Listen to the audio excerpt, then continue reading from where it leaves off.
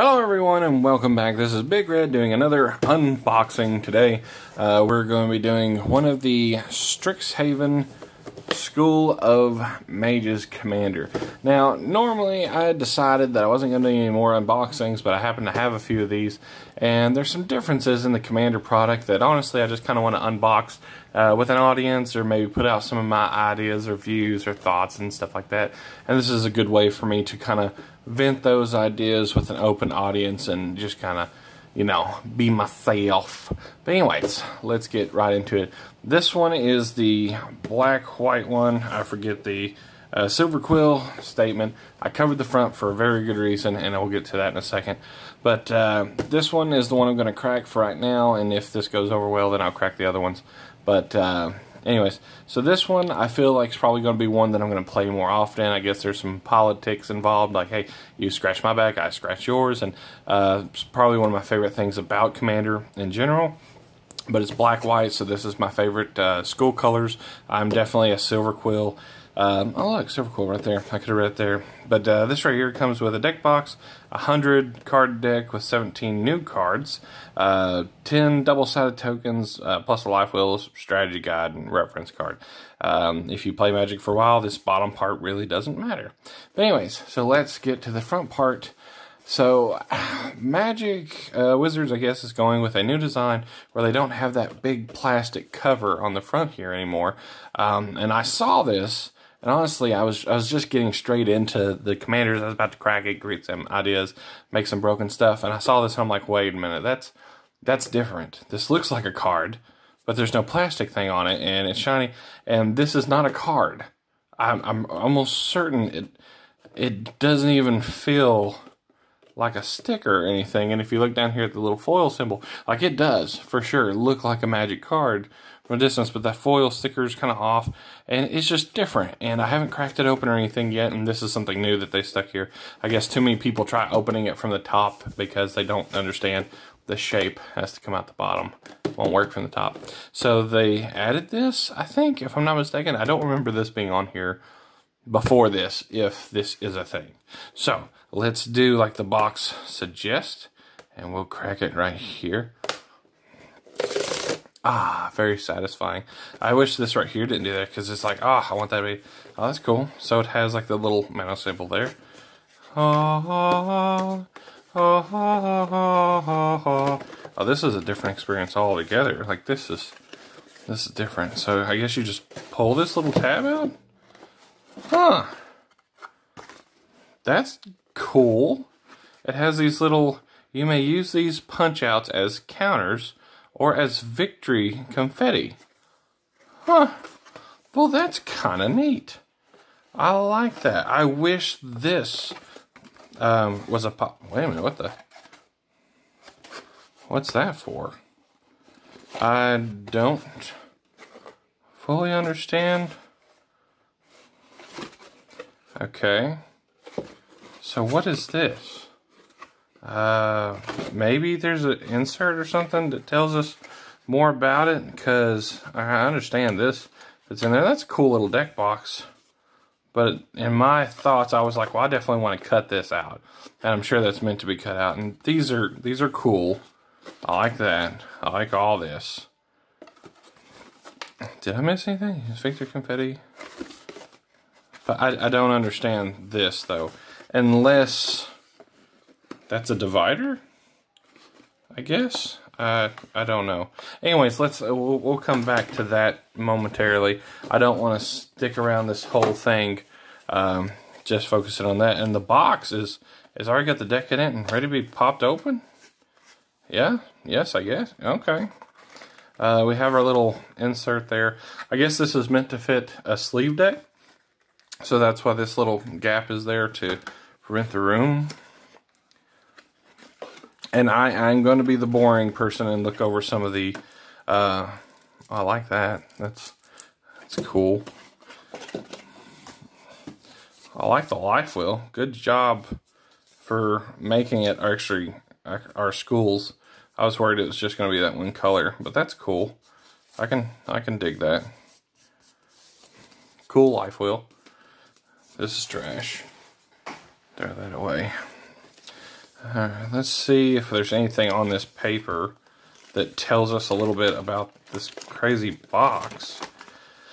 Learn to play Commander. Commander Free-for-All. Tells us live. Talks about how to play Commander, but it doesn't really...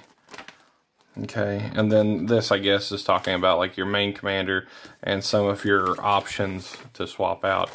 Alright, cool. So that's just kind of like an information bracket, I guess. So actually, there's nothing in this that tells me anything about that weird box thing over there. So with that being said, I'm almost certain, I know this is a pop out, so let's go ahead and pop this out and immediately regret it, probably. That's just kind of how we do things. Well, I got all 5 of the commanders, so if this is a regrettable thing, then maybe I'll learn after the first one. So I'm sure after you clean all this up, and yeah, that's what I would assume that is a little divider you stick in there, and it's foil. So that's kind of pretty. All right, I can dig it. Yeah, that's exactly what that is. There's no doubt about that. Okay, cool. With that being in mind, here's the deck, and let's just go ahead and crack open to it. I gotta remember, it's like Mom's cigarettes back in the day. You know, had that little pull tab. There it is. You just gotta find it and get your thumb in there. All right, get that trash off there. It's like freshly sleeved. I'm gonna say that there's this little thick pad for, is there 2 commanders? That is thick. That is thick, boy. Huh. That is different. Wow, that's kind of cool. Like, you see how thick that is? Like, here is the commander next to this cardboard etched foiling kind of thing. That is cool. I do have to say, honestly, no joke, I came into this video and I was going to be like, where's my oversized card? They took my oversized card away. But that is pretty sweet, actually. I really like that. That is awesome. I mean, yeah, this card is cool too. And I like this. I like, this is your magic card, and this is your commander card.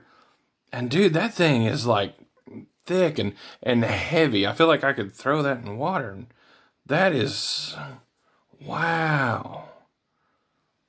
That is really cool. I thought this was like some more of this paper stuff stuck in there, because I mean, look at it compared to the paper.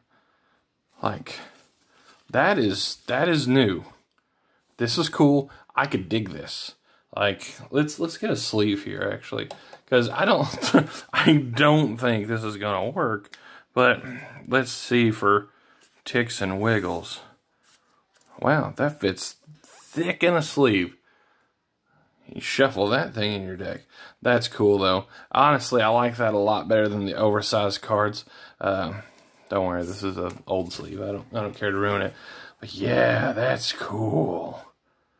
That's okay.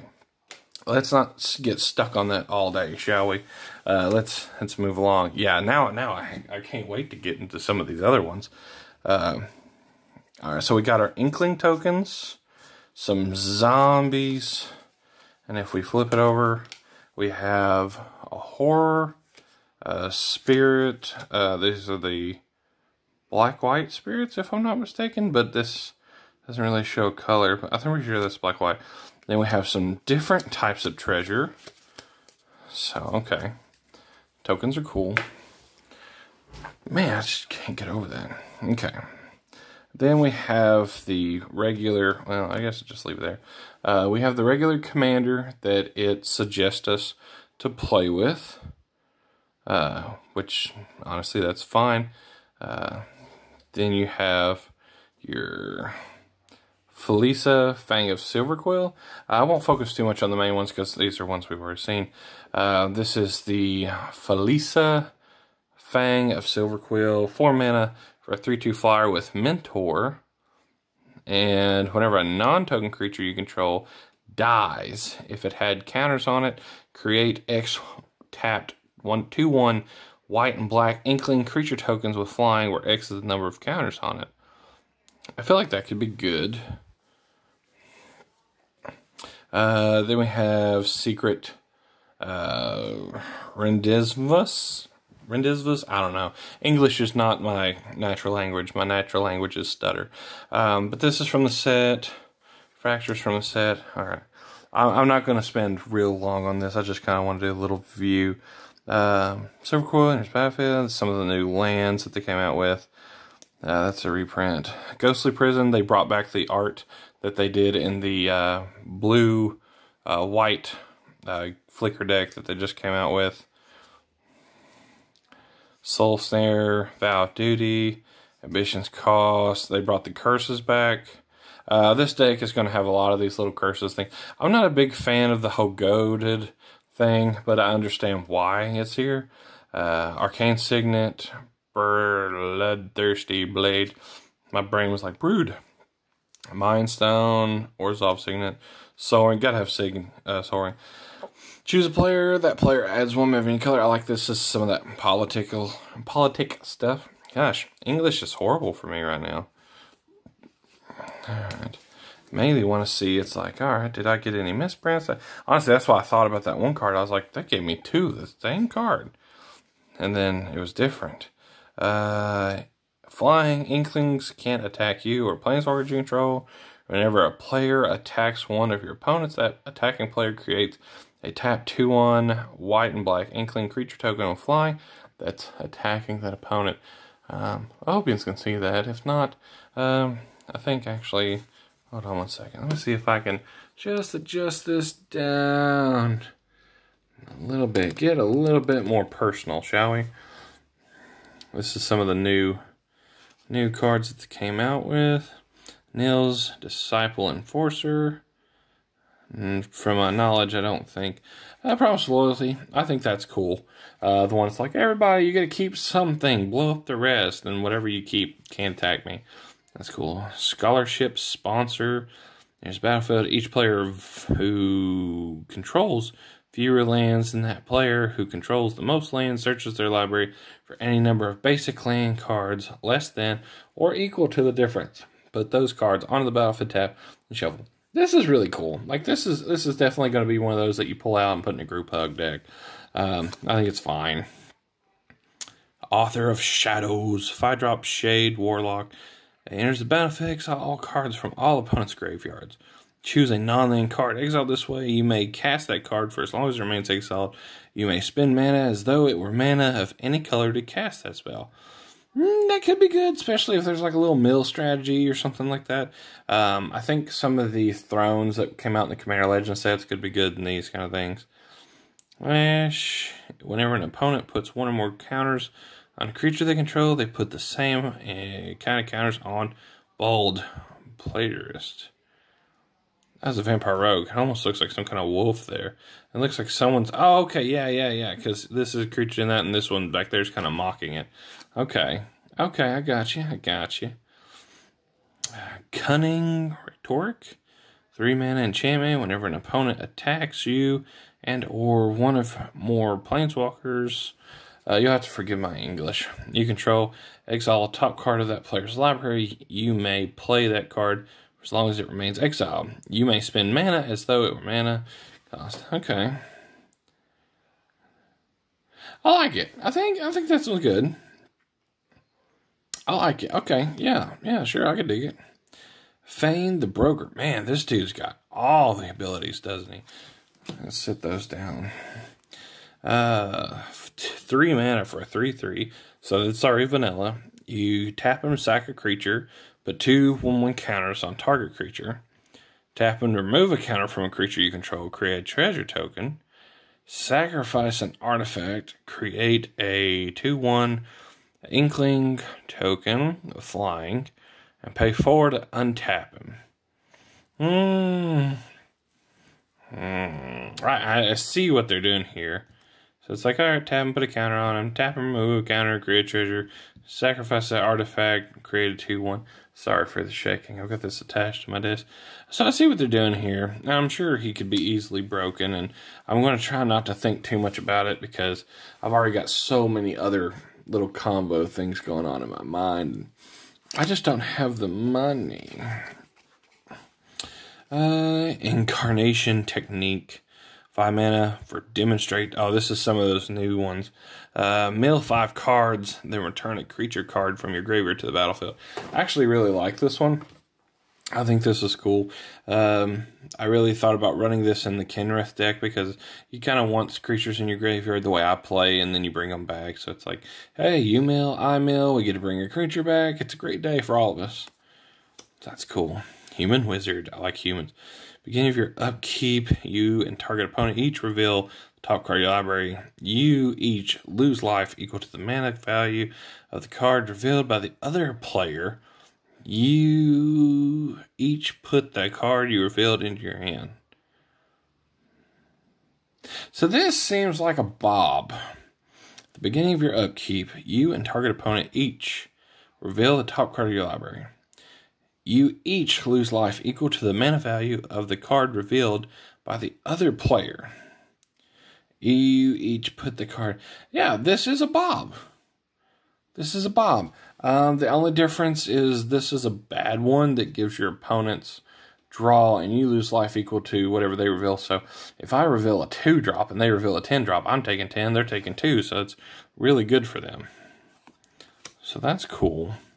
Stinging Study. You draw X cards and you lose X life, where X is the mana value of your commander. I like this. This seems really fair. So depending on which commander you're playing, it could change. It could be better or for worse. Inkling Shield. This is actually probably one of my favorite cards out of this commander deck. For 5 mana, you prevent all combat damage that would be dealt to you this turn. For each 1 damage prevented this way, create a 2/1 Inkling creature token with flying. And don't forget the Inklings are black and white. Tempting Contract. I like this one. This is honestly one that if it turns out to be cheap enough later on for pre-orders, I might pick up some more just because it's fair. This is a fair Magic card. For 4 mana, at the beginning of your upkeep, each opponent may create a treasure token. For each opponent who does, you create a treasure token. So, in theory, if you're, let's say, me, and you're at a table, no one is ever going to let you have any treasures. They're going to be like, no, you're fine. I'm going to do this. I wish it also gave you the ability to create one yourself. So that way, at least it's a 4 mana. You create a treasure token at the beginning of your turn. But because your opponents, it's literally all about your opponents. If your opponents choose nothing, you get nothing. If your opponents all choose something, then awesome. You get 3 treasures. You ramped. So it takes you 2 rotations to get your value back. But once you do, it could get big. And usually there's always someone suffering with mana or mana fixing. So this is something that's like, hey, I help you, you help me. This is another just really good group hug card. And honestly, I may do that with some of these. I may take these pieces out and make a group hug deck. But I really like that card. Okay. Moving right along. We have Angel of Serenity. This is ETB, exile up to 3 things. That's a reprint. I think we're past all the new stuff. Worst Charger, some exile effects, Citadel Siege, Duelist Heritage, whenever one or more creatures attack, you may have target attacking creature gain double turn. You can tell where my brain is so programmed. It's like where you control, and it's not on there. Gideon, bad Gideon. He comes back. He got a spot. I think this one's new. Or at least, I think it's new. Man, I'm sorry, I keep shaking. 4 mana, 5/5, flying, enters the battlefield. Target opponent creates a 4/4 black horror creature token. This would be one that I probably take out because I understand you're getting value. You're getting a 5/5 flyer for 4 mana, and in theory, your opponent gets a 4/4. So if they block you, you're still winning out. But to give your opponent such value, well, no, this has flying. The 4/4 doesn't. So I see where this is going, but honestly, this is probably one that I would take out. I don't like sharing. which is ironic because I'm talking about group HUD decks, and it's like, I don't like to share. I don't like other people to have mine. Not the White Orc, it's really good. Ablation's good. That's good white removal. Selfless Squire, good fog. Stalking, Leonin, 3 mana. When it secretly choose an opponent, reveal that player you choose. Exile target creature that's attacking you if it's controlled by the chosen player. Activate only once. Notice it's not once per turn, that's just once period. But if you blink it, I mean, you can do it again, I guess, because you choose again. Not bad. I mean, if they're swinging one creature at you, yeah. Scorch Regent, probably an underplayed card, but it's really great. 5 mana for flying 4/3, it's already good. And then it gets bigger as you go. Together Forever. Let's take a look at that art. Looks like a little angel and a demon. That's Beauty and the Beast, like, evolved. Whenever it enters the battlefield, support 2. You pay 1, choose target creature with a counter on it. When that creature dies this turn, return that card to its owner's hand. It's so close to being good. And a Tragic Arrogance. If it said to the battlefield, it would have been broken, because then it's just like, alright, sack outlets. Just anything is great. I would have played it immediately. Windboard Muse is just another kind of ghostly quarter thing. This is Talpa, Deathbringer Regent, Infernal Offering. This is one, I don't know if it is new art or what, but I'm going to read it. 5 mana, choose an opponent. In that player, each sacrifice creature, each player who sacrifices a creature this way draws 2 cards. Choose an opponent. Return a creature card from graveyard to battlefield. Then that player returns a creature card from graveyard. So, I mean, this is another one of those, like, hey, I'll do it, you do it, we're both doing it, it's great. Necropolis Regent. Deathbringer Liege, this is a horror. A lot of this kind of mana going on. Whenever you cast a white spell, you may tap target creature. Whenever you cast a black spell, you may destroy target creature if it's tapped. So, like, when you cast these dual colors, it's like, tap it and destroy it. Beginning of your upkeep, put target creature card from the graveyard onto the battlefield under your control. This one's actually pretty good. I think this is one at one point in time I thought about ordering. Yeah, voting, Magister of Worth. Everyone gets to vote and do something. That's pretty cool. Tessa, Envoy of Ghost. This is that one that's like, don't touch me. Boom, I blow up your stuff. Other End, solid removal. Coveted Jewel. This is one of those that's like, you know, it is really good. I like the draw cards. I like the 3 mana. But then again, I do not like sharing.